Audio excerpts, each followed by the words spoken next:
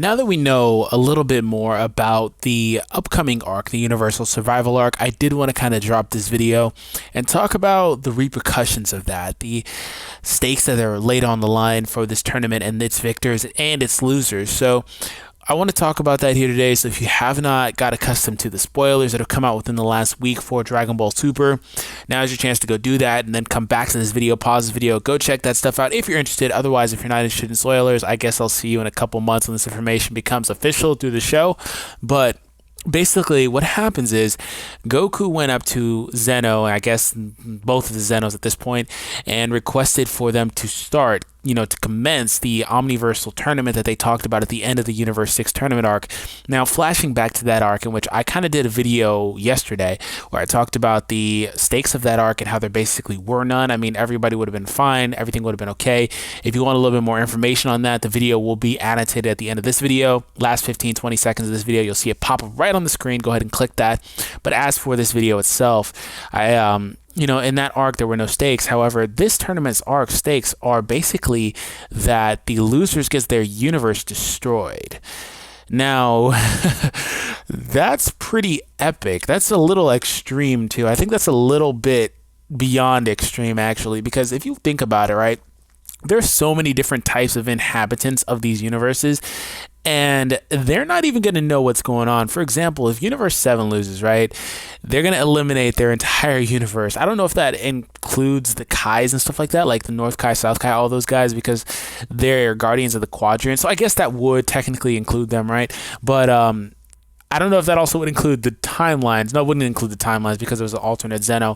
Forgive me of that. But, nonetheless, I digress. That includes everybody in that universe, all the Earthlings, the Namekians, all the different species and races. They wouldn't even be accustomed to it. They wouldn't know unless they sent out some sort of mass alert, which I doubt they'll even bother to do.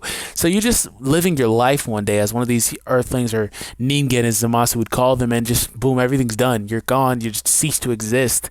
That's very, very, very, very dark, to be honest. That's a ridiculous concept that if you lose, your entire universe is gone. Everything you just cease to exist once again.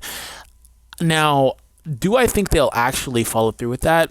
It's a little bit tricky, right? It's tough to say and predict because Zamasu, by the way, everything I'm saying here is speculative, of course, because we don't have information, right? But it's tricky and hard to predict because Zeno has shown the ability to do that. I mean, at the end of that arc, he basically eliminated that universe, Trunks' universe. So it was totally plausible to say that, he would do that. And then prior to that, they said that he eliminated, 5, 8, correct me down below, but he eliminated a bunch of them already. So to say that, he would go ahead and just eliminate the rest of them -1, that's ridiculous, but I totally see it happening as a thing.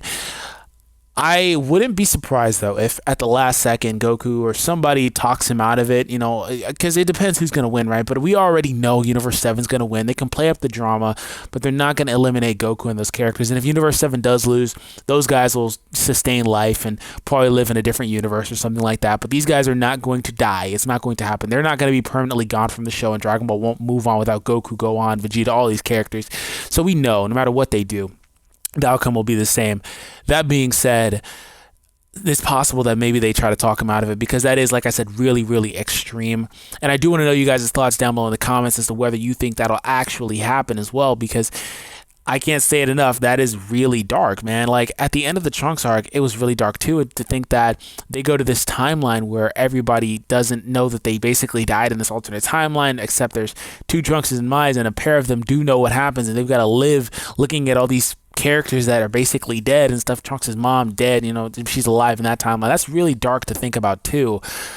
My honest prediction is that at the end of the arc, Universe 7 will probably win, and it'll come down to it, and Zen will be like, okay, all these other universes, time to get destroyed. And he'll probably just, stop doing it. The Daishinkan, somebody will talk him out of it.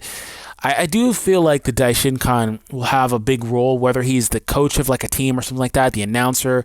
I don't know in particular, but I do feel like he's going to have some sort of major role in this arc because he is on the promotional information as well. So there's that. It just was cool seeing, on a side note, all those different guides of destructions and their corresponding Kais that they're linked with. You see Champa and Beerus in the front, along with their Kais behind them. You know, it's really, really dope seeing all that. And I do think that it's a good idea for Dragon Ball Super to kind of expand on this, because they did introduce the possibilities of multi-universe stuff back in the Universe 6 tournament and stuff like that. But my problem with that is, if you're going to introduce this, you need to use it. I hope that they don't just use it in this arc and then say, actually, okay, as Zeno, you are actually going to destroy all this stuff and everything's just going to be gone. They're not going to use the Super Dragon Balls to wish everything back. It's like they set up all these different universes and stuff like that to just eliminate them, and I really hope they don't do that. That would be probably the worst possible outcome, in my opinion, and that they just eliminate all the universes, because you set up this aspect that you could have permanently drawn from and expanded upon Dragon Ball's lore continually and basically endlessly, but you're going to eliminate all that and just get rid of the possibility. I mean, like, for example, we never saw Vegeta go to the planet with Kabe out there with the other Saiyans, stuff like that, planet Sadal or Sadala, whatever they're calling it now. We never saw that happen. So, like, if that never happens and they eliminate Universe 6, you're getting rid of Kaba, Hit, all these other characters that are self-contained within Universe 6 generally. So, like, I honestly think that would be the worst possible outcome.